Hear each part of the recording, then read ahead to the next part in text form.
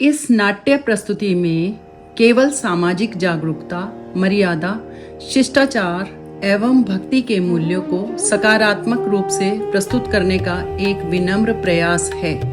इसका उद्देश्य किसी भी धर्म, देवी देवता, परंपरा, समुदाय या व्यक्ति की धार्मिक भावनाओं को ठेस पहुंचाना या उनका अनादर करना बिल्कुल नहीं है। यदि इस प्रस्तुति के किसी संवाद से किसी की भावनाएं अनजाने में आहत हों, तो हम उसके लिए विनम्रता पूर्वक क्षमा प्रार्थी हैं। कृपया इस नाटक को केवल इसके सामाजिक संदेश और सद्भावना की भावना से देखें। तो आइए देखते हैं। जय श्री राम, जय श्री राम, सीताराम, सीताराम, जय श्री राम, जय श्री राम। भक्त, मैं तेरी तपस्या से अति प्रसन्न हूँ। बोल, क्या चाहता है? अरे प्रभु, आप, अरे प्रभु, मैं धन्य हो गया जो आज आपने मुझे दर्शन दिए।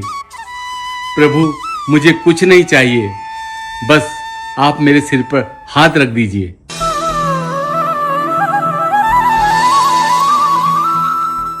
क्या कहता है भक्त?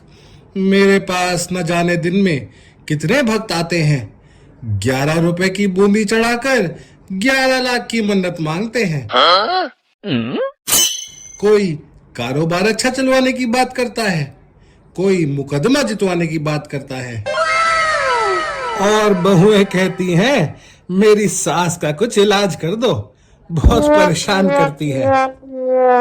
सामने मेरे खड़े रहते हैं, पर ध्यान चप्पलों पे रहता है कि कहीं गायब ना हो जाए। सही कहते हो प्रभु, आप सभी समस्याओं का हल हो, हर प्रकार की बाधा को दूर करते हो, इसीलिए तो आपको संकट मोचन कहते हैं प्रभु। भक्त, बस इसी चक्कर से परेशान हो चुका हूँ।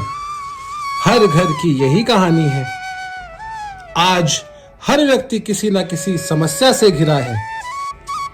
कुछ तो कुदरती हैं, पर कुछ उसकी स्वयं पैदा की हुई समस्याएं हैं।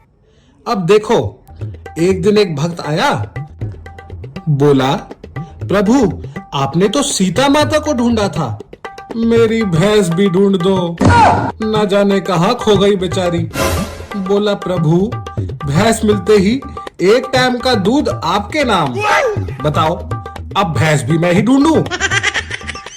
मंदिर में आकर एक कन्या बोलती है, प्रभु, एक ऐसा वर दिलवा दो जिसका कम से कम 80 लाख का पैकेज हो। प्रभु, सही में आपको भक्तों ने परेशान कर रखा है। कोई बात नहीं प्रभु, बस आप सभी को अपना आशीर्वाद देते रहो, सबका भला करते रहो। प्रभु, आप तो अंतर्यामी हैं, लेकिन प्रभु एक बात बताइए, आप जा कहाँ रहे हो? आपको तो इस वक्त मंदिर में विराजमान होना चाहिए। क्या बताऊं भक्त, सुनना चाहते हो तो सुनो। पहले भक्त आते थे, सभ्य वेशभूषा होती थी, दूर से हाथ जोड़ते थे, स्त्रियां सिर पर पल्लू रखकर आती थी, मुझे प्रणाम करती थी और मैं मन से उन्हें आशीर्वाद देता था। समय बदला और भक्तों ने अपनी वेशभूषा भी बदल ली।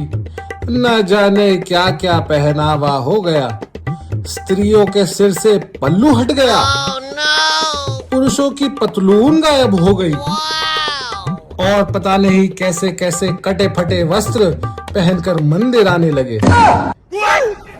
लेकिन मुझे इन सब से भी कोई आपत्ति नहीं थी। मैं ये सब देखकर भी आंख बंद कर आशीर्वाद देता रहा। खैर छोड़ो, मैं चलता हूँ। लेकिन प्रभु, आप मंदिर छोड़कर क्यों जा रहे हो? अब आप बता दीजिए, नहीं तो रात में मुझे नींद नहीं आएगी। मैं आपको छोड़ने वाला नहीं हूँ प्रभु, आपको बताना ही होगा। अब आप जब तक बताओगे नहीं, तब तक मैं आपके चरण नहीं छोड़ूंगा प्रभु, नहीं छोड़ूंगा। भक्त, तुम सुनना चाहते हो तो सुनो। आज एक कन्या आई, बहुत ही निम्न वस्त्रों में थी और मेरे सामने आकर बोली। क्या बोली प्रभु? बोली, हाय हनु, हाउ आर यू? ये सुनते ही मुझसे मंदिर में रुका ना गया। प्रभु ये तो बताओ वो लड़की किधर गई है? मूर्ख, ये भी मैं ही बताऊं? स्वयं ढूंढ ले जाकर। प्रभु गलती हो गई, मैं इस बारे में समाज को जागरूक करूंगा। ये सब बातें बताऊंगा और सभी भक्तों से आग्रह करूंगा कि वो अपनी मर्यादा और सभ्य वेशभूषा में ही मंदिर आए।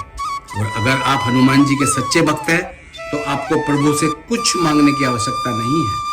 प्रभु तो अंतर्यामी है, प्रभु का आशीर्वाद हमेशा बना रहेगा। तो मैं चला कहाँ प्रभु? वापस मंदिर। नाटिका भक्त और हनुमान। इस नाटिका की स्क्रिप्ट और डायरेक्शन दी है श्री सुरेश चंद्रा जी ने और इफेक्ट दिए हैं मिस्टर जीवेश चंद्रा ने। हनुमान की भूमिका में श्री अशोक शर्मा और भक्त के रूप में श्री सुरेश चंद्रा। मिस्टर प्रतीक हैं लड़के के रूप में। जब तक बताओगे नहीं तब तक मैं आपके चरण नहीं छोड़ूंगा प्रभु, नहीं छोड़ूंगा। प्रभु ये तो बताओ वो लड़की किधर गई है? मूर्ख, ये भी मैं ही बताऊं? स्वयं ढूंढ ले जाकर।